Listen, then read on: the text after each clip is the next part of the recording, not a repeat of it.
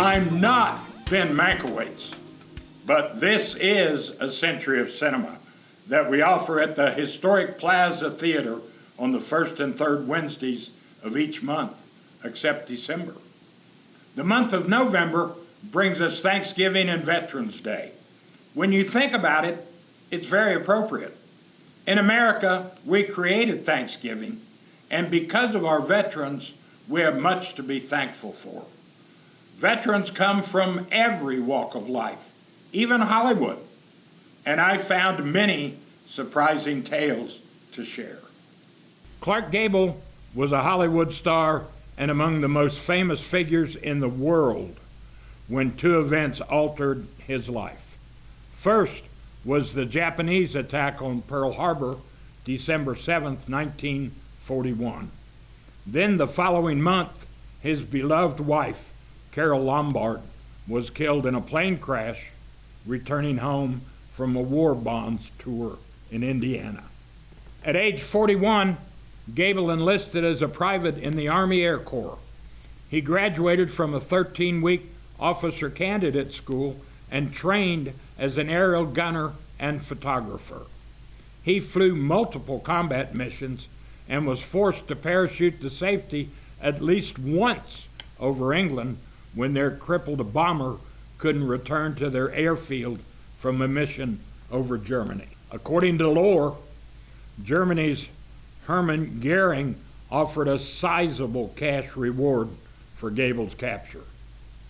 Gable left active duty in 1944 due to his age as a major and joined the reserves. In 1947, Gable resigned from the reserves.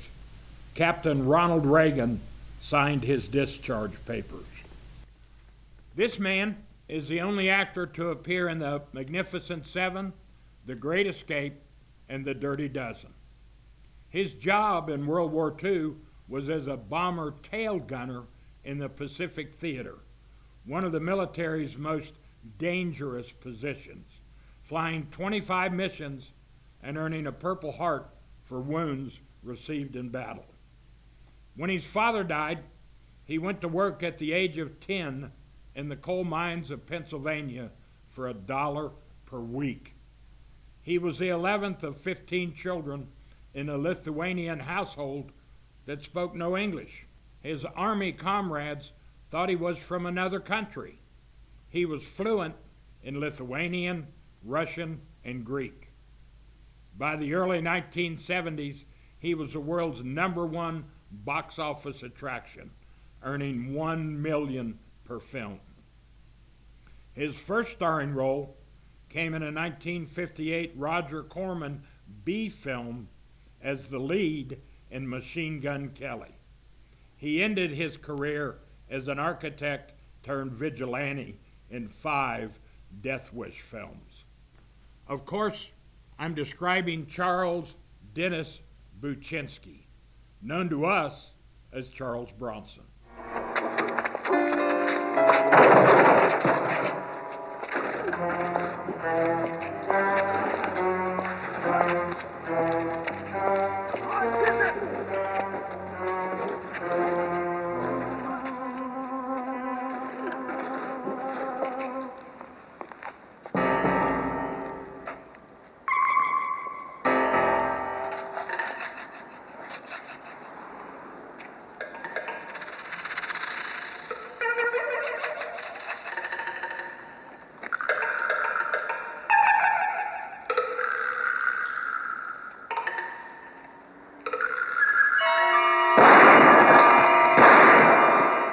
The world remembers this man as a film comic of the silent era.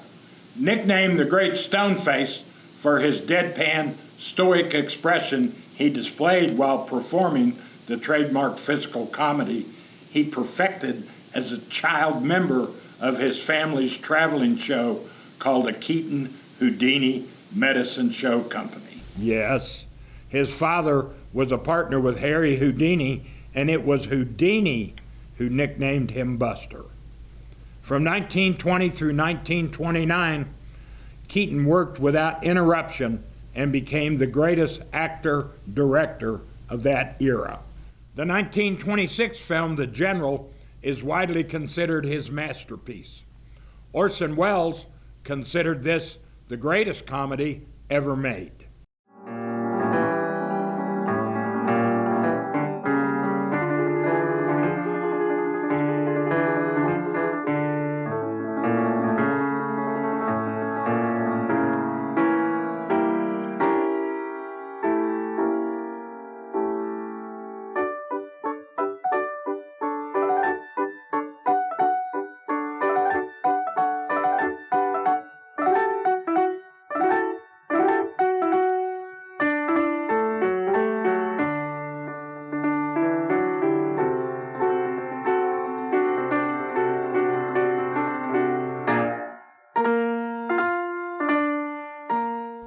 We include Buster in honor of his service as a member of the Army's 40th Infantry Division in France during World War I.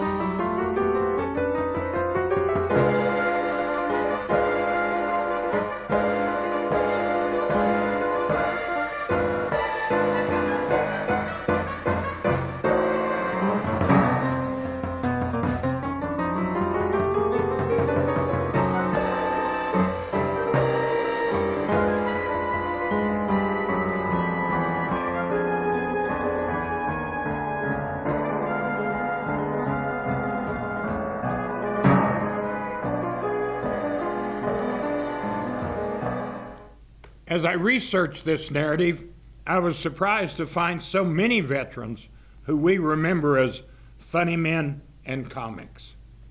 This man was studying for his degree in psychology when drafted by the Army. To quote him, "The two things I hate most in the world are combat and engineering." The Army sent him to Europe in World War II, where he became a corporal in an engineer combat unit, defusing landmines. He also saw combat in the Battle of the Bulge before we came to know him as the comic genius behind The Producers, Young Frankenstein, and Blazing Saddles. Other funny men include Army veteran Richard Pryor, Army medic Gene Wilder. Mr. T was an Army MP. Tony Curtis served in World War II on a submarine in the Pacific. Don Rickles saw combat in World War II as a member of the Navy in the Philippines. Funny man Art Carney landed on D-Day in Normandy and was badly injured by a mortar round that left him with a lifelong limp. Daytonian Jonathan Winters joined the Marines at 17 and served 2 years in the South Pacific during World War II. Charles Durning was one of the first soldiers ashore on D-Day at Omaha Beach. Fought and captured at the Battle of the Bulge, Durning managed to escape a massacre of prisoners in Belgium. Army veteran James Garner served in the Army in Korea and was awarded 2 Purple Hearts for combat injuries. Garner also served in the Merchant Marines in the Army National Guard. Hollywood tough guys served in our military as well. Air Force veteran Chuck Norris is the first Westerner awarded an 8th degree black belt while serving in Korea in Taekwondo. Jack Palance was an Air Force bomber pilot in World War II.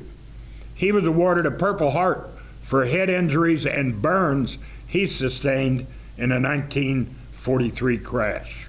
Paul Newman aspired to be a Navy pilot in World War II, but those fabulous baby blues are colorblind, which excluded him from pilot training.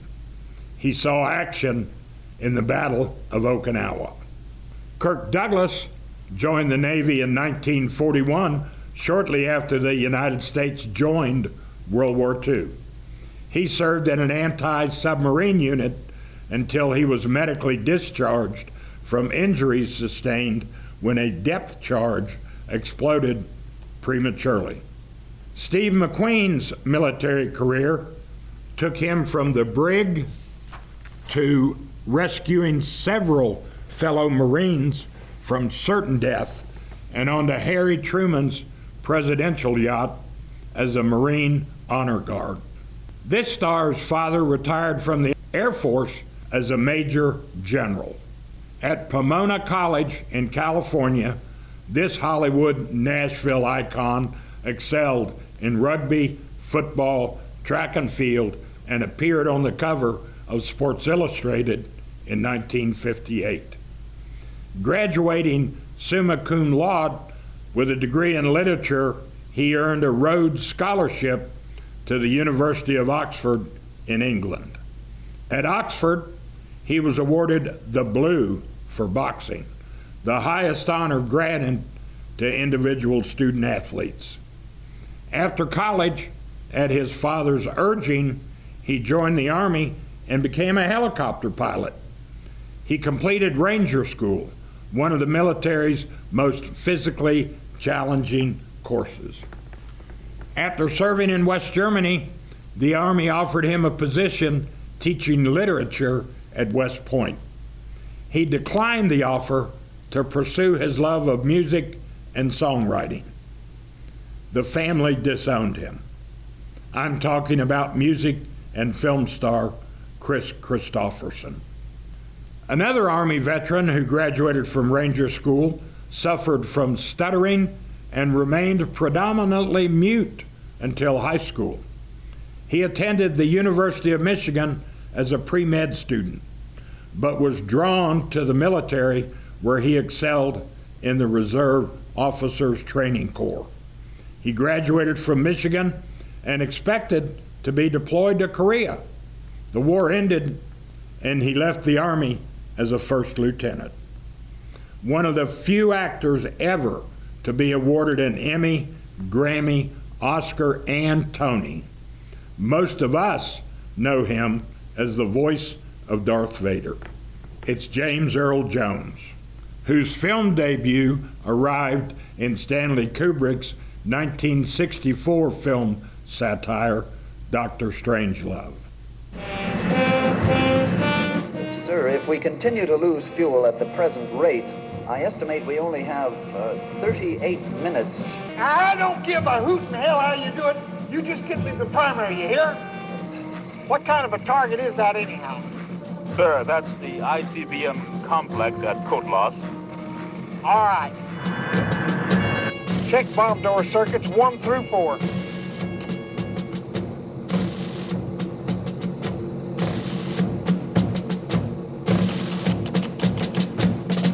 Stay on the bomb run, Mace. I'm going down below and see what I can do.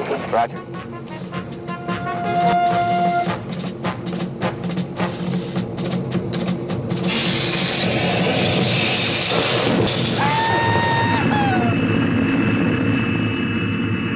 Hey, what about Major Kong? Now 92 from this past September 23rd, Jones officially retired from recording the voice of Darth Vader. George Kennedy joined the Army straight out of high school in 1943. He served 16 years, attaining the rank of captain before being forced to retire due to a back injury. Kennedy served in the infantry under General George Patton and fought at the Battle of the Bulge. Kennedy earned 2 Bronze Stars. No list would be complete without including Marine Lee Marvin. Marvin served as a sniper and was awarded a Purple Heart as one of only 9 survivors of his unit on the assault of Saipan in World War II. Severely wounded in that battle from machine gun fire, Marvin spent months hospitalized. Okay, I know what you're thinking. What about Elvis? You're right. Elvis served in an Army tank unit in West Germany, turning down the Army offer to entertain troops. About the only action Elvis saw was Priscilla. I'm down to my final 2 of this narrative. His military service caused Hollywood to come calling. Audie Murphy joined the Army at 18. He was the most decorated soldier of World War II, credited with 240 German soldier kills. Wounded 3 times, the 5-foot, 5-inch Murphy earned 33 awards and medals, including the Medal of Honor, America's highest award. In one European battle, Murphy led his men to victory in a counterattack against a superior German force wounded with no ammunition. Murphy appeared in 40 feature films in a 21-year career before dying in a plane crash at age 45 in Virginia. Audie Murphy, America's most decorated soldier, is buried at Arlington National Cemetery. He was a Best Actor Oscar winner when he enlisted in the Army Air Corps soon after the United States entered World War II. Both his grandfathers had fought in the Civil War, his father in the Spanish-American War and World War I. When he retired from the military after 27 years of service, he was the highest-ranking Hollywood actor to serve in uniform, achieving the rank of Brigadier General in the Air Force Reserves. He left active duty as a colonel in the Army Air Corps, having flown 20 combat missions over Germany as the leader of a squadron of B-24s.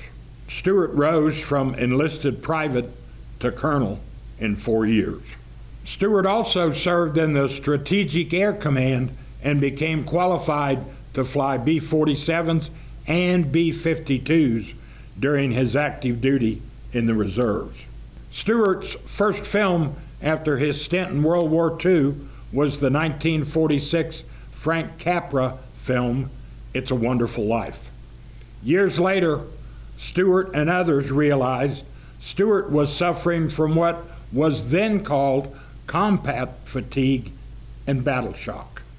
Today we call it PTSD. Stewart's Wonderful Life film character considers suicide. All through filming, Stewart doubted his acting ability and considered leaving Hollywood for a return to Pennsylvania and his family hardware business. It's a Wonderful Life was nominated for 5 Academy Awards, including Stewart's 3rd nomination as Best Actor. By 1950, Jimmy and Alfred Hitchcock had begun collaborating, and Stewart experienced a career renewal that also included Western films with director Anthony Mann. Be sure to visit the gorgeously restored Plaza Theatre and our 38-foot wide movie screen, digital projector, and world-class surround sound system. Visit myplazatheater.com for showtimes and events. The Historic Plaza Theatre is located in beautiful downtown Miamisburg with unlimited free parking, shops to browse, and fabulous nearby dining options. I hope to see you at the Plaza. See you next time.